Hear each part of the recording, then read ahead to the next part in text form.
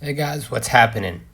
Trading View versus MetaTrader. Which platform is better for you? If you're into trading, you'll probably come across Trading View and MetaTrader, two of the most popular platforms. But which one suits you best?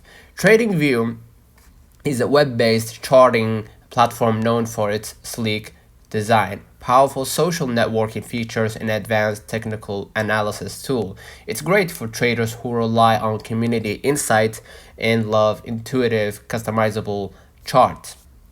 MetaTrader is more traditional, broker integrated platform focused on forex and CFD trading. It shines in algorithmic trading, offering robust scripting capabilities through its proprietary MQL language.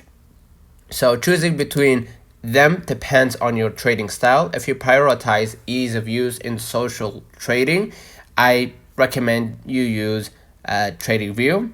If you're into automated trading and deep broker integration, MetaTrader is your go-to. Let me know in the comments if this video helped you. Don't forget to like and subscribe, turn all the notification bell to receive every video we upload. Thank you for watching.